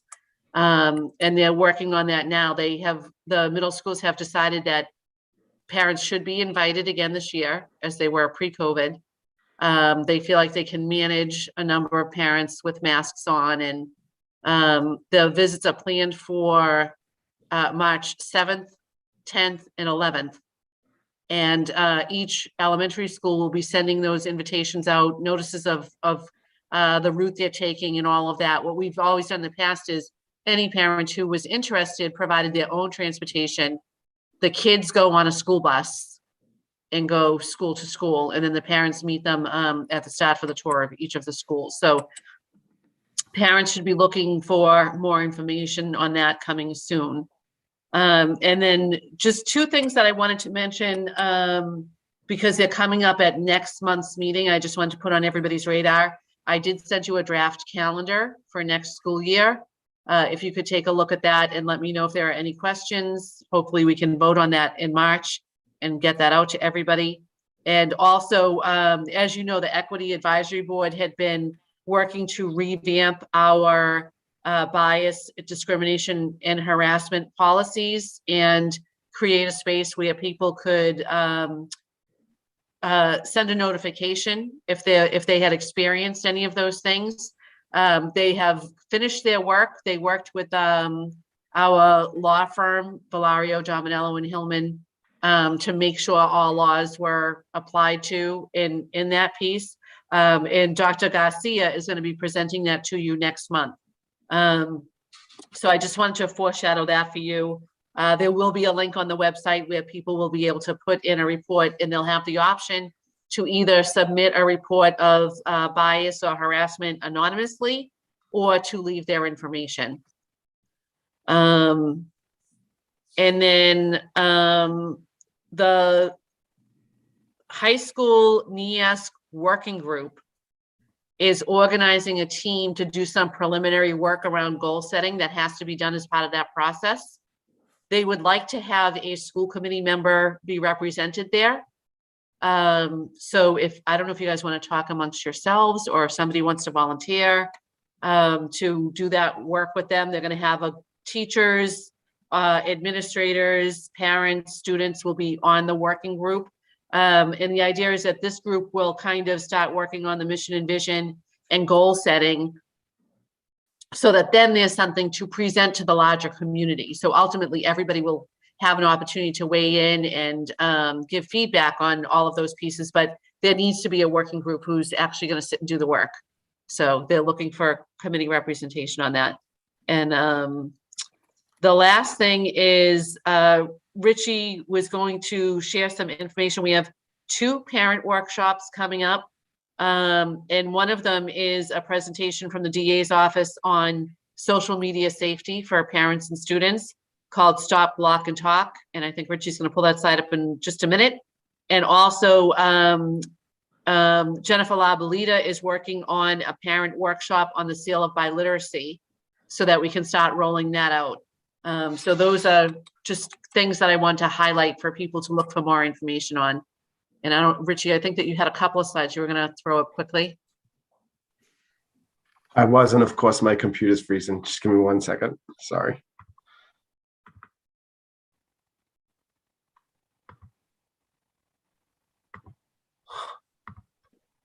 All right. Can everyone see my screen? Yeah. So I'm going to give a very quick COVID-19 update. Our pool testing program, this bar graph that you see here represents the 6 weeks that we've been back to school since winter break. You can see the surge that we've talked about a lot tonight in the first 2 opening weeks and into the third, and the steady decline that basically aligns with the data that Lauren Buck and Dr. Kong has presented. So that's the pool testing results, number of positives district-wide since we've returned. As Dr. Kelly briefly mentioned earlier, we now have 2 safety measures in place each week if families consent. The first is the Monday morning pool test for students and staff. These are the participation rates at each and every school. District-wide, we're almost up to 60%. For staff, we're at 57%. For students, we are at 59%. The program that we started 2 weeks back is the rapid antigen test. The thought is that these are take-home kits that students go home with on Wednesday. So they'll be going home with a kit tomorrow. Each kit contains 2 tests, so they get it once every other week. They have a weekly test. We're encouraging families to test their student on Thursday mornings before school as a secondary measure. These are the participation rates, which are a bit lower, but actually we've had a sharper increase in a shorter period of time. So we're nearly up to half the students receiving the at-home test kit to use on a weekly basis, and the staff are up at 73%. Tomorrow, I'm going to be sending home a letter that encourages families to use the vacation test on the last day of vacation, which is Sunday, February 27th. Lauren Buck has been gracious enough to set up a hotline so that if a family does test their child on that Sunday, they can call the hotline to receive guidance from the Revere Board of Health and also report their child as positive, which Lauren will then communicate to the schools. So thank you again to the Revere Board of Health for their continued partnership. And this is the social media safety workshop. I have to thank Nancy Martell, the assistant principal at the Hill School. She's really taken the lead on this and done a great job in working with the DA's office and myself in setting this up. Right now, we only have the English and Spanish version of the flyer that's going to be sent out. Our translators today has given us the language for the Arabic and the Portuguese. We are then working with the DA's office to try to get this in the flyer itself because they possess the rights to that flyer. So as soon as I have the 4 languages, that will be promoted. It is literally a month from today, March 15th, from 4:30 to 6 p.m. It is virtual. We're going to encourage all RPS family members to attend because it is it's an incredible presentation, but couldn't be more timely given the amount of screen time that students have experienced over the past 2 years. It's a great way to spend the evening on the Ides of March. Well, hopefully there's no killing on the next day. Oh God, Carol. Not literal, of course. Ms. Milbury Ellis. Richie, real quick, are there any plans to maybe have a second and third go around to try to get more participation in the at-home rapid testing? Absolutely. And tomorrow's letter, by second and third go around, do you mean sign up? Yeah. Yeah. So in tomorrow's letter, there's going to be a link where families, the last line is going to say, if you haven't signed up and you're interested, you're more than welcome to sign up. And then they would receive tests at the next distribution, which is going to be the week we return from break. Okay, thank you. And that's a really good point for people to know. Anybody at any time can join the pool testing or the rapid at-home kit testing. That's a rolling enrollment. It's never too late. And that Any other- concludes the superintendent's report. Thank you, Dr. Kelly. We'll move on to the report of subcommittees. We have a Ways and Means report. Yeah, thank you, Mr. Chairman. Mr. Franti. Okay, on February 8th, there was a meeting of the Ways and Means Subcommittee. In attendance were members of the subcommittee being myself, the chairman, Carol Ty, and John Kingston, plus Superintendent Dr. Diane Kelly, CFO Matt Cruz, Assistant Superintendent Richie Galucci, HR Director Laura Mayeda, plus other school committee members Stacy Rizzo, Aisha Milbury Ellis. There were two items on our agenda. First was the discussion about the HR journalist and then the updated transportation cost. The committee voted to allow HR Director Laura Mayeda to pursue and fill the position of the HR journalist with a salary up to $70,000. The position requires knowledge of the operations, employment laws, employee benefits, address employee needs, customer service of all professionals in the department. The transportation cost is a problem. On 2/2, Matt Cruz gave us a spreadsheet with a deficit of about $118,000. And the two major issues to that was the increase of cost of bus runs and an increase of sped inside and outside transportation. He said pretty confidently that we should be able to get through the rest of the year. And if anybody heard that Denise and Dave Patch's speech tonight about the transportation costs, it looks like the next year will be in good shape. Thank you. Thank you, Mr. Franti. Any members? Seeing none, we'll move on to the committee, the Building and Maintenance Committee report. Thank you, Mr. Mayor. I haven't scheduled a meeting yet, but I would like to, at that meeting, I'd like to discuss buying some more snow removal equipment for the Paul Revere and for the Garfield to help them in their snow removal efforts, not for this year naturally, but for next year. Thank you. Thank you, Mr. Kingston. And finally, we'll wrap up with the Health and Wellness report. Mrs. Rizzo. So earlier this week, I sent out a copy of the wellness policy. This would be an addendum to the policy we have. Every 3 years, it's required that we update it by MGL. Also by MGL, it really only requires us to cover nutritional and physical policies in it. But the Health and Wellness Committee had decided probably maybe just before COVID to start including mental health and substance abuse. So I'm going to say, with a huge thank you to Jonina Gorenstein and Janet Moses and Sylvia Chain from MGH, along with Jessica Gagnon and Jill Herwig and Nate Dorr, we have come up with an addendum that I hope you will approve this evening. They did great work. And so the addition to it would be to promote learning environment that supports every student in reaching their full potential, and cultivating practices that strengthen the social emotional health of all.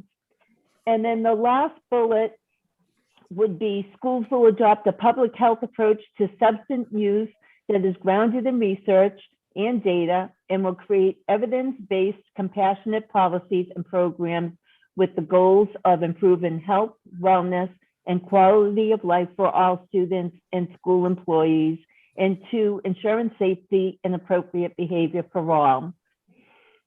So I am making a motion to accept the wellness policy as drafted starting in May 12th, 2021. Motion by Mrs. Rizzo, seconded by Ms. Cavalisi. Roll call. Mrs. Yes. Bronson Rizzo, Yes. Mr. Ferranti, Yes. Mrs. Gravellisi, Yes. Mr. Kingston, Yes. Mrs. Milbury Ellis, Yes. Ms. Ty, Yes. Mayor Arrigo. Yes. Can I just add one comment? At the school committee student rep workshop, and Elnie can back me up on this, I believe, one of the definite messages that came out of that workshop from the students was communication and how we may or may have services for them to utilize, but they don't know where and how to access them. And I know some of the students brought up that they have started doing the QR codes around the schools. And that way the students can learn more in a more discreet manner on how to get those services that they think they might need. So, Richie, maybe that's our next step with the health and wellness. Look at whether it's the QR codes for substance abuse or mental health or anything. I'll ask Elmy if, yeah. I should say that we know that you have generously allowed us to create a director of health and physical and emotional wellness position. It's our priority just to get that job description finished. We're going to be working on that this week.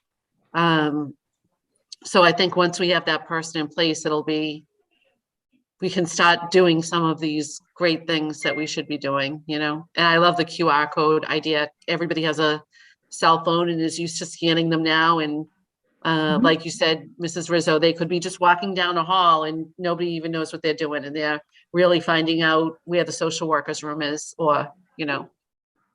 Exactly. Elmy, I'm going to ask you, did you hear that same in the breakout room for communication and mental health? Can you repeat that again, please? At the student rep workshop, did you hear the same conversations about mental health and communication and the students not knowing where to get the information that they might need? Yes, we talked a lot about that. I just need younger brain cells to kind of reiterate. Mr. Kingston? I'd like a little latitude on this. I consider water part of health and wellness. I've had some parents reach out to me about the water bottle dispensers being covered with plastic. Any idea when they can be like unearthed or unbagged so that the kids could get water? The bottle fillers are not supposed to be bagged. It's the water fountains themselves that are bagged so that kids would not drink from it during COVID. No, I totally understand the reasoning. It's just, but the water fillers shouldn't be bagged? No. No? Okay. That's not what I'm hearing, but I believe you. That's not what I'm hearing, but I'll double check and find out which school. Some parents reached out to me and said they're having issues getting water. Their kids were having issues getting water. Okay. That's interesting. Thank you. Thank you, Mr. Kingston. We'll move on to motions. We have a motion to approve the Beachmont Veterans Memorial School Boiler Replacement Project. The estimated cost of which is $2,500,089. $5 million, $2 million. Jeez. Who was your math teacher? It's 8:30. Give me a I think break. it was you, GK. A long day. $2,589,358. So moved, Mr. Mayor. Second. Motion by Ms. Chai, seconded by Mr. Ferranti. Roll call. Mrs. Bronson Rizzo, Yes. Mr. Ferranti, Yes. Ms. Gravellisi, Yes. Mr. Kingston, Yes. Mrs. Milbury Ellis, Yes. Ms. Ty, Yes. Mayor Arrigo. Yes. Mr. Mayor, can I ask one quick question, please? Mr. Ferranti. Diane, any idea when we're possibly starting this project? Yeah, this summer, as soon as school gets out. Will it be done? We actually told them that, am I thinking of the Lincoln job? No, the Beachmont job. We're gonna, as soon as we turn the heat off and go back to AC, I don't know, I might be confusing this with the Lincoln job. Wait. It's 8:30. I'll find out, Michael. All right, but it'll be ready for the school when they start in September. Yes, it will be. All right, thank you. Okay, we'll move on to old business. The current position / job description on Director of Health and Wellness. In progress.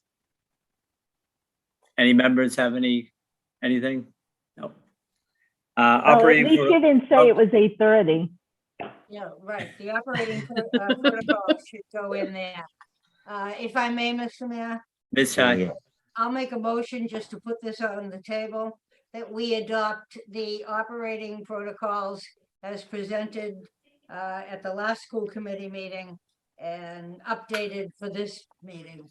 And since no one else, is there a second to that? Second. Second by Ms. Gravellisi. No one said that they had any change to it. And, so I think it, when I put it together, actually Stacy had done most of the work, but when I went over it and filled things in, seems that I got everybody's, and Robin and I watched the meeting and made sure we got what everybody had to say. So if no one has any objections, then can we vote this tonight? We have a motion that's been seconded. We'll take a roll call. Mrs. Bronson Rizzo, Yes. Mr. Ferranti, Yes. Ms. Gravellisi, Yes. Mr. Kingston, Yes. Mrs. Milbury Ellis, Yes. Ms. Ty, Yes. Mayor Arrigo. Yes. Okay, we'll move on to new business. First item is the DESE mask mandate. Mrs. Rizzo. So we heard from Dr. I was going to say Dr. Buck, Dr. Khan and Lauren Buck earlier at a committee of the whole meeting. There was great information given by them, great communication and questions by many. Also at the public participation, it was nice to hear from the community on how they felt. And I know there's never going to be one way that's going to make everyone happy, unfortunately. But I think we're all here along with the community to do what we think is best for our students and our staff. So at that point, I would like to make a motion to amend our face covering policy, EBCFA. And under this amendment, face coverings will be optional as of March 14th. The exception to this would be students and staff following a positive COVID test. The federal health order that all are required to wear on any school transportation and required to wear in the school health offices. Using the COVID-19 check tool will determine if mask mandates need to be re-implemented or discontinued, PRN, as the situation demands. Mrs. Ellis, I'll second that motion. second the motion. Roll call. Mrs. Bronson Rizzo, Yes. Mr. Ferranti, Yes. Ms. Gravellisi, Yes. Mr. Kingston, Yes. Mrs. Milbury Ellis, Yes. Ms. Ty, Yes. Mayor Arrigo. Yes. I am also interested in hearing from Elnie and how she feels about that. Excuse me. Feel about what? I'm sorry. About the policy for face masking till March 14th, 2 weeks after your school vacation. How it would be optional? Yes. To be honest, even though we have where we have to wear masks, students are already like doing their own thing. There are already some students who decide not to wear the mask, like either they don't wear it at all or they wear it incorrectly. And there's some students who follow it strictly. So even if you guys are saying it's optional, like the students are already doing that.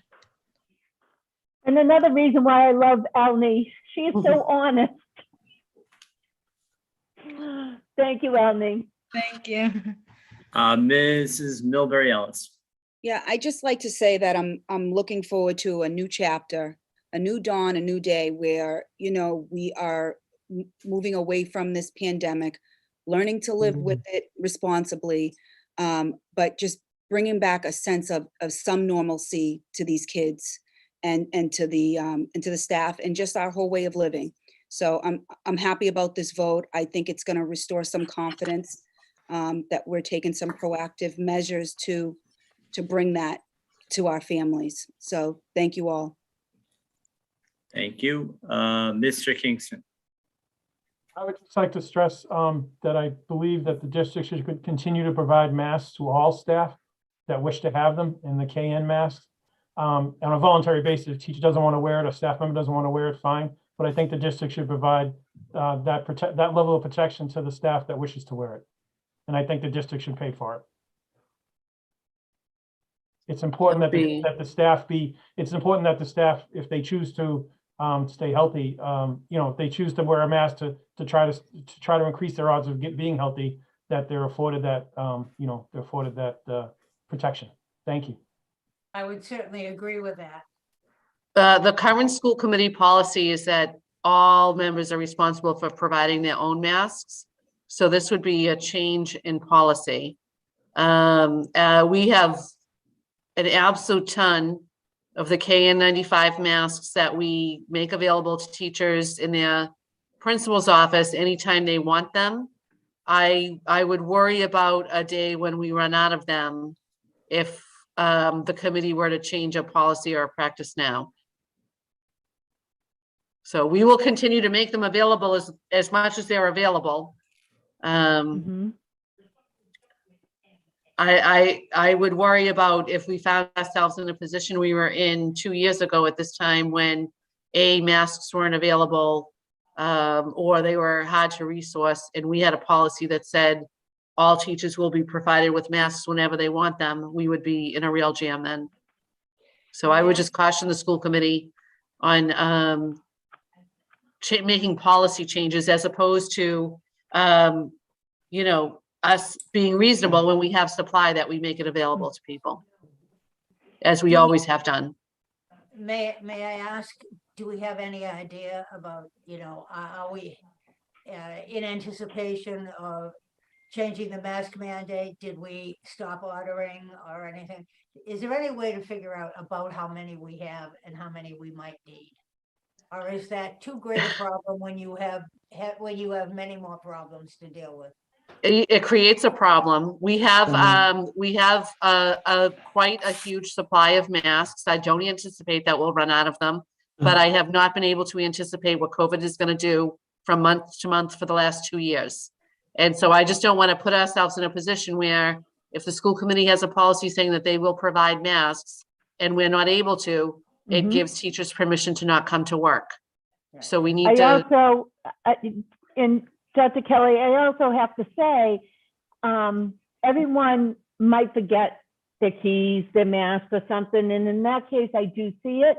But we also think of, we have to think of, if we're going to provide them for our staff, what about the students that forget lunch money and everything else? I mean, it's going to have to go both ways. And in that case, I really get nervous of where we're going.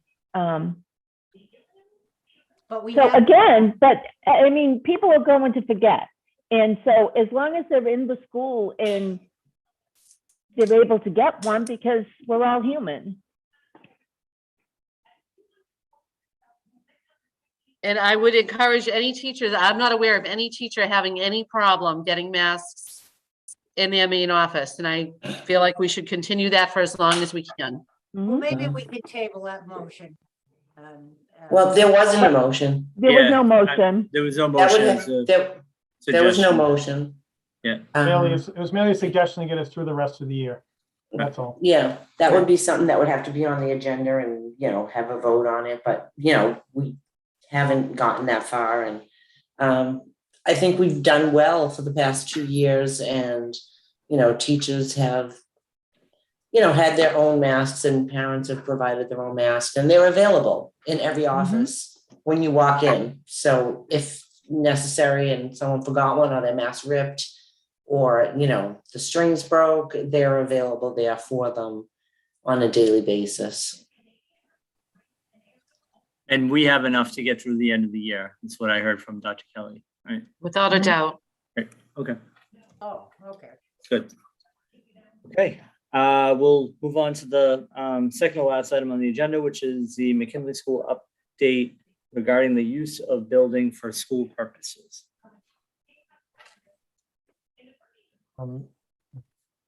I don't know if I put this on the agenda or somebody else did. Mr. That was Kingston. John. Oh, I know last year money was appropriated from the school department budget, and to the best of my knowledge, I believe the city also put some money aside in their budget to do something at the McKinley School. That was around the June area, as far as I can look back. So it's been 8 months, and to the best of my knowledge, I'm not sure what's been done.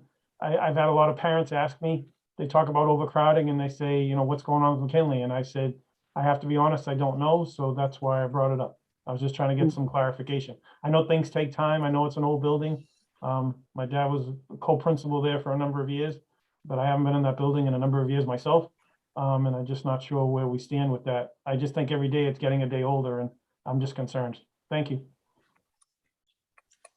I don't know, Brian, you want to jump in there? Yeah, I could jump in. So the city actually pretty recently received some grant money from Mass Development, which is a quasi-public state agency that helps support communities, especially gateway communities, with all kinds of projects. And we had put in an application asking them to help us think through what kind of uses, both school and community wise, we could have.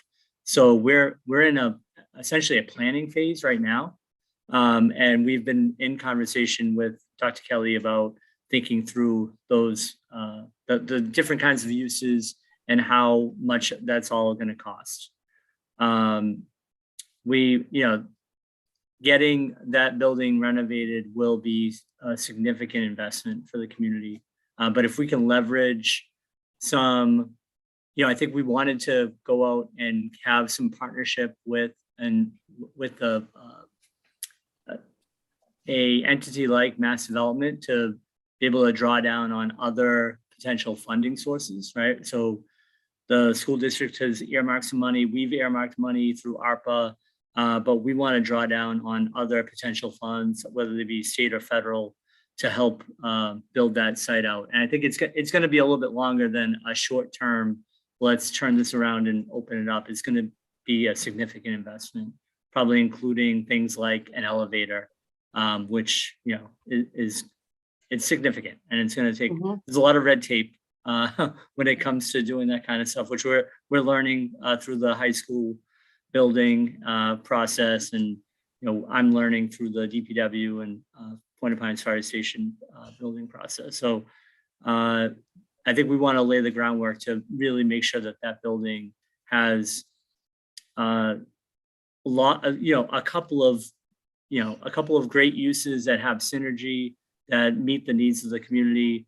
Probably, ideally maybe 14 to 16 hours a day. I think we will come out with a great product on that. Thank you. Dr. Kelly, I don't know if you have any more to add, but. Yeah, I think the only thing that I'd add is one of the things that came through in our SOA planning process when we met with community members was a greater need for early childhood. And so the reason that we, early childhood education, I should say, and the reason that we targeted that through our ESSER funds was so that we could fulfill that need. The vision was that, as the mayor said, it would be a multi-use building, but one of its functions would be an early childhood center. And what that would do is pull the early childhood classes out of our other schools, creating more space, alleviating the overcrowding by a little bit, and also allowing us to have more early childhood classrooms to, have more students from the community participate in early childhood education. So that's what we're looking at it for. But, as the mayor said, I don't think this is something that's going to happen overnight. It's in our SR3 grant, which has a 3-year lifespan. So even though we put it in the budget last year for our ESSER funding, we don't need to spend it until 2025. And that's where we're hoping that we're through this planning process and have more progress, and that those funds would contribute to that project. Thank you. I just wanted to have the discussion. Thank you. Mhm. Thank you, Mr. Kingston. Any other items from any members? Okay, we'll move on to the last item, which is a motion to move into executive session. So, Mrs. Mr. Mayor, I had asked for this to be on the agenda. I found out that the position that I wanted to speak of is no longer with us. So to not be in violation of the open meeting law, I'd like to withdraw that request. Okay, Thank you. we don't need a roll call to withdraw it, right? No. Do we? No. Okay. Okay, so any other business from the members? Okay, seeing none, the chair will entertain a motion to adjourn. Okay. So move, Mr. Chairman. Second. Okay. Second, roll call. Mrs. Bronson Rizzo, Yes. Mr. Ferranti, Yes. Miss Gravellisi, Yes. Mr. Kingston, Yes. Mrs. Milbury Ellis, Yes. Miss Ty, Yes. Mayor Arrigo. Yes. Just shy of 9 o'clock. Thank We're you all adjourned. for hanging in there. Thanks, everyone. Thank you, Have a good everyone. night. Nice to see you.